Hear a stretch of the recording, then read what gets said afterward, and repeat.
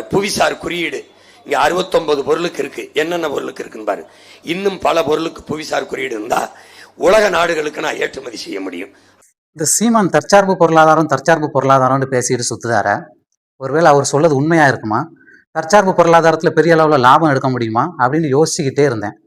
சரி, திடீர்னு ஒரு கடையில போய் இந்த சீமான் சொல்ற தற்சார்பு பொருளாதாரத்தின் விலைப்பட்டியல் நம்ம ஊர் துபாயில எப்படி இருக்கு அப்படின்னு போய் பார்த்தா, நம்ம ஊர்ல விளையக்கூடிய பப்பாளி பழம் துபாயில 1 கிலோ 1000 ரூபா.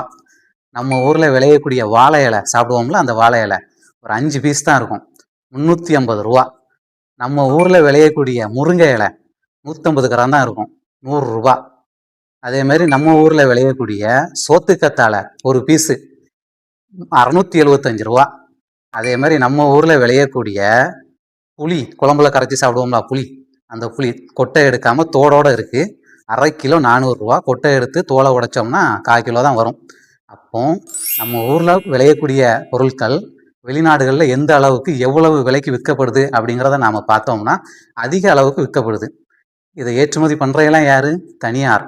அப்ப அதையே ஒரு அரசு எடுத்து பண்ணிச்சது.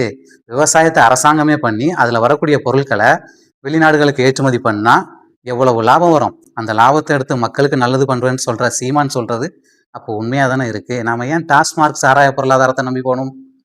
இப்படி பொருளாதாரத்தை நம்பி போகலாமே அப்படின்ட்டு கேட்க தோணுது. மக்கள் சிந்திச்சு ஓட்டு போடுங்க. சீமான் சொல்றது எப்பவும் உண்மையா தான் இருக்கும்.